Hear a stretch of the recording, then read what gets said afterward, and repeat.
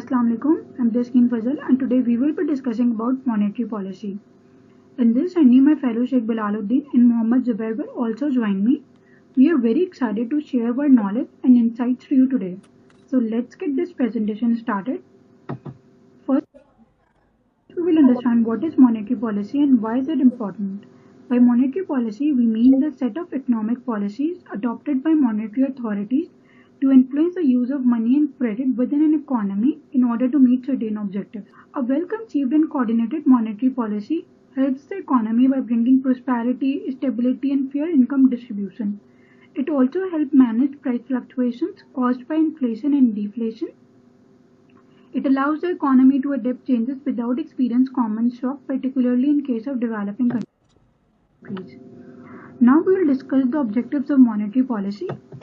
Number 1 is price stability. Number 2 is high employment. Number 3 is economic growth. Number 4 is the stability of financial market. Number 3 is exchange rate stability. And the last one is interest rate stability. One of the main goals of monetary policy is to keep prices stable in the economy. Inflation and deflation are both evils as they bring unnecessary loss to some and undue advantage to others. Stable prices eliminate cyclical fluctuations, maintain the value of money, and promote economic stability. For example, the target inflation rate is 5 till 7% as the Monetary Policy Committee, but in 2023 inflation rate was 29%, the highest in 48 years. The second main goal is high employment. Full employment is essential for two reasons: to maximize human resource utilization and boost national output, and to reduce human suffering, financial distress, and related social issues like crime and welfare dependency. Full employment doesn't mean zero employment, but rather a state where everyone willing and able to work at current wage has a job.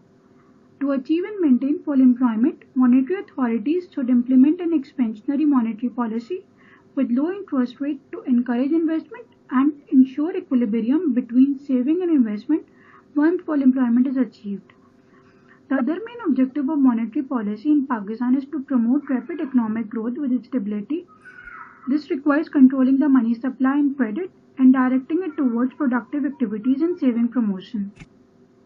For example, the State Bank of Pakistan still sees 0.3% growth for fiscal year 2023, but independent economists predict a contraction in the range 2 to 3% of GDP. The other main goal is the stability of financial market. Financial crisis can disrupt the flow of funds in financial market, hindering the allocation of capital to individuals with productive investment prospects. As a result, economic activity can decline significantly. Therefore, ensuring a financial system that prevents financial crisis is a crucial objective for central bank using monetary policy. The banking sector is doing very well in Pakistan with a significant increase in profit, that is 15.6% growth rate in 2023. Exchange rate stability. Stable exchange rate encourages foreign trade and investment. They also remove risk and uncertainty in foreign trade. The target is a stable and competitive exchange rate, but the current exchange rate is 278 PKR per dollar, depreciated by 30% in 2022. The last one is objective of monetary policy is maintaining interest rate stability. To achieve this goal, the State Bank of Pakistan uses a variety of tools including setting interest rate and regulating the money supply. To achieve that, the State Bank of Pakistan sets a target interest rate which is currently 22%, and the State Bank of Pakistan uses open market operations to keep the overnight repo rate close to this target which is currently 21%. Now we will discuss about the conflicts of objectives in monetary policy.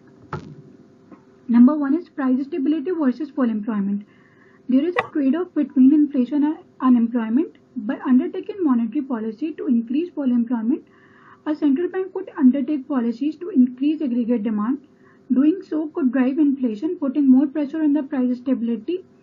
Example, if the State Bank of Pakistan increases interest rate, which is currently 22%, to control inflation, it may lead to higher borrowing costs for businesses and individuals, potentially increasing unemployment. Economic growth versus exchange rate stability. There is also a conflict between exchange rate stability and economic growth.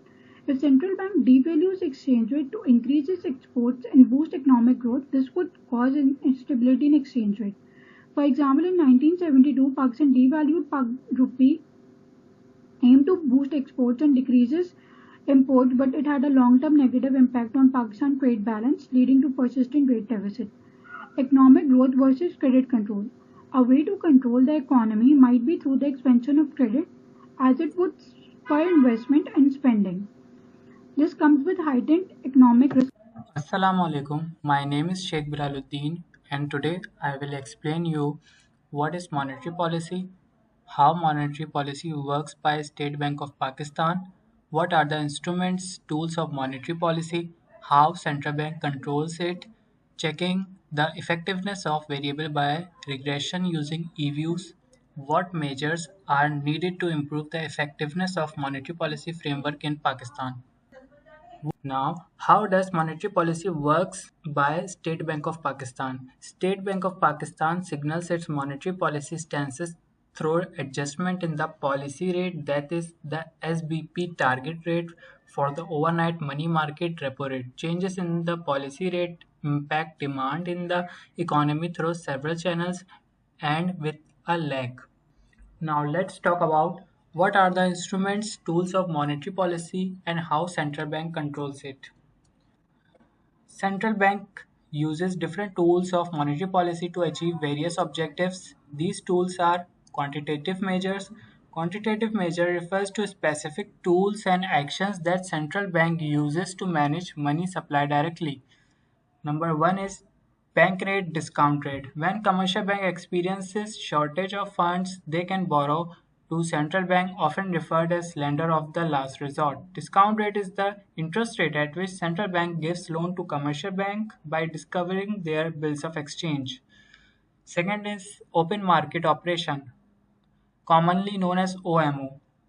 Open market operation means sales and purchase of government securities by central bank in open market. In inflation period, central bank sells the government security to reduce money supply, whereas in deflation period, central bank purchase government securities to increase money supply. Third is reserve requirement. Every commercial bank is bound to keep certain percentage of all its deposit with central bank, known as reserve requirement. Which central bank wants to decrease money supply, it will increase the reserve ratio which is required to kept by the commercial bank. If this reserve is increased, commercial bank will have less money that they lend to public. Money supply will decrease. Fourth is cash ratio. The amount of cash commercial bank needs to keep as a reserve, known as cash ratio. When central bank increases the cash reserve, bank have to keep more cash, reducing the amount they can lend, leading to decrease in the money supply. Fifth is credit rationing. Credit rationing means central bank gives instrument to commercial bank to give smaller loans amount to larger number of people. By this method, we can increase or decrease money supply in an economy. Now let's talk about qualitative measures. Qualitative measures of monetary policy focus on quality in terms of credit rather than quantity. Moral persuasion refers to a method adopted by central bank to persuade or convince commercial bank not to indulge in such activity which worse the economy. For instance, direct action. Under this method, central bank takes action against those commercial bank who adopt unsound policies or work against credit policy of the central bank. Now let's talk about the State Bank of Pakistan policy and interest rate. At the last meeting of Monetary Policy Committee, Central Bank or State Bank of Pakistan maintained policy rate at 22% on 30 April. SBP policy rate is 22%. What is policy rate? The policy rate generally refers to a specific interest rate that serves as a baseline or a minimum in the context of monetary policy. SBP policy rate. Through this policy rates, SBP target the overnight money market repo rate that signals the monetary policy stance. The policy rate is set within the interest rate corridor bounded by State Bank of Pakistan standing facility, that is reserve repo rates, ceiling and repo floor rates. The repo rate is the rate at which a central bank lends money to commercial bank usually in exchange for government security. It is a key tool in monetary policy to control money supply, inflation, and liquidity in the banking system. Central bank with rate corridor. Some central banks operate with a rate corridor system. This system establishes a floor and a ceiling within which market interest rates are expected to operate. Now let's talk about ceiling rate, which is 23% in Pakistan. This is the upper limit within the corridor, often the repo rate or a lending rate, indicating the rate at which bank can borrow from the central bank. Now let's talk about the repo rate floor of the corridor. This is the lowest interest rate within the corridor. In many cases, it can be the central bank overnight deposit rate, indicating the rate at which bank can deposit excess reserve with the central bank. The State Bank of Pakistan is responsible for setting monetary policy, including repo rate. When you refer to the SBP repo rate, you are likely discussing the lower bound of minimum rate for repurchase agreement with SBP monetary policy framework. Now I will be checking the effectiveness of variable by using regression using EView software. In order to generate the OLS estimation, the following regression is run. In the EViews, I have taken the data of inflation, GDP, and money supply from 1970 to 2022. I have selected the variables GDP, inflation, money supply. Go to view, open select, open one window, open group. Here are the results. Draw, make equation, make dependent variable first, constant, GDP, and money supply. I am using the method least square. Here are the result dependent variable inflation, method least square. The result shows that the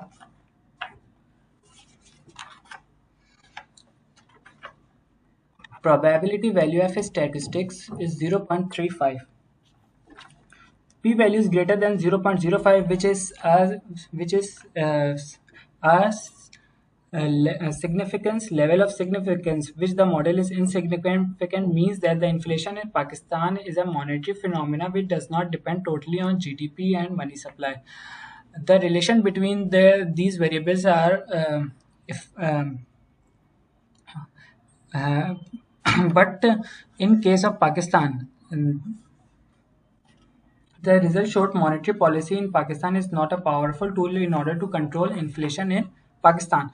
The important conclusion that emerged from the study is that the money supply growth has not been an important contributor to the rise in Pakistan in counter inflation during the study period. This is to be concluded that inflation in Pakistan is a monetary phenomena. This may be due to loose monetary policy adopted by the State Bank of Pakistan to possess the high priority of the growth objective.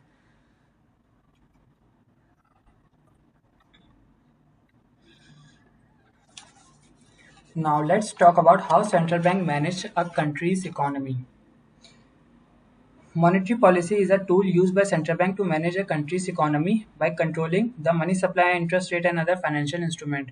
First, let's talk about the Federal Reserve and interest rate. The US Federal Reserve, often called the FED, kept interest rate very low for several years following the global financial crisis of 2008. In December 2015, the FED raised interest rate for the first time in nearly a decade. This event was significant because it indicated that the US economy was recovering, but it also had global effects. Quantitative easing. In response to the 2008 financial crisis, central banks like the Federal Reserve, the European Central Bank, and the Bank of England used a tool called quantitative easing, which involves the central bank buying financial assets like government bond to increase the money supply and lower the interest rate. Third is the European debt crisis. Several European countries faced several financial crises, resulting in high government debt and economic instability. The European Central Bank took various monetary policy measures to prevent the crisis from spreading. Fourth is Japan negative interest rate. In 2016, the Bank of Japan adopted a negative interest rate. This means that the bank were charged for holding excess reserve, encouraging them to lend more. The goal was to boost economic activity and combat deflation. This was a bold move in monetary policy, signaling a willingness to explore unconventional approach to stimulate the economy. Fifth is COVID-19 and central bank responses. The COVID-19 pandemic triggered a global economic crisis, promoting central bank worldwide to take extraordinary monetary policy measures. These measures aim to prevent a deeper recession and stimulate economic recovery. How State Bank of Pakistan manage a country's economy. Monetary policy response to COVID-19. The COVID-19 pandemic led to significant economic disruption in Pakistan like in other parts of the world. In response, the State Bank of Pakistan quickly implemented a series of monetary policy measures to support the economy. It lowered the key interest rate from 13.25 to 7 between March and June 2020. This event tells that the state bank has used many monetary policy to manage inflation, stabilize the currency, support economic growth, and address extraordinary challenges like COVID-19. What measures are needed to improve the effectiveness of monetary policy framework in Pakistan? To improve the effectiveness of monetary policy in Pakistan, several measures can be taken, such as clear communication, independence, coordination with fiscal policy, monitoring, and adapting. By focusing on these areas, the state bank can enhance its stability to maintain prices stability while promoting economic growth in Pakistan. Assalamualaikum. My name is Mohammed Zubair. I will explain you challenge and limitation of monetary policy. Monetary policy tools are essential for central bank to manage economic stability, control inflation and economic growth. However, these tools face various challenges and limitations often influenced by domestic and international factors. First, time lag. Monetary policy effects are not immediate. There is a time lag between policy implementation and its impact on the economy. Second, external influences. Central banks' ability to control monetary condition is often influenced by external factors like global economic trends, commodity prices, and exchange rates. Third, inflation expectation. If inflation expectation becomes difficult for central banks to retain control, people's expectation about future inflation can shape their spending and investment behavior, potentially creating a self-fulfilling prophecy that monetary policy struggle to correct. 4. Limited impact on structural issues. Monetary policy can increase aggregate demand but has limited ability to address structural problems such as labor market, productivity issues, or supply chain disruption. These underlying issues can limit the effectiveness of monetary policy in achieving broader economic objectives. Number 5. Liquidity traps and zero level bond. In certain scenarios like high liquidity trap or when interest rates are at or near zero, traditional monetary policy tools like interest rate adjustment may lose effectiveness. Central banks may need to resort to unconventional tools such as quantitative and credit, which come with additional risks and uncertainty. Number 6. Coordination and fiscal policy. Monetary policy is more effective when coordinated with fiscal policy. However, this coordination isn't always present, leading to potential conflicts between monetary and fiscal objectives. Fiscal policy can either support or hinder the goals of monetary policy, impacting overall economic outcome. Number 7. Financial stability risks. Some monetary policy tools can impact financial stability. For example, prolonged low interest rates can encourage risk-taking behavior in financial markets, leading to asset bubbles or other financial imbalances. Central banks must balance monetary policy objectives with financial stability concerns. Number 8. Communication and credibility. A central bank's credibility and the credibility of its communication play circular roles in the effectiveness of monetary policy. Number 9. Data limitation. Central banks rely on economic data to guide their policy decision. However, data may be incomplete, outdated, or unreliable, leading to policy errors or delayed responses. Number 10. Political pressures. Central banks often operate in politically charged environments where policymakers may pressures on monetary policy decisions for short-term gains. This can undermine the central bank's independence and its ability to implement policies and long-term stability. Overall, while monetary policy tools are powerful, they come with inherent challenges and limitations. Addressing these requires a mix of careful planning, effective communication, data-driven decision-making, and coordination with other economic policies. Conclusion.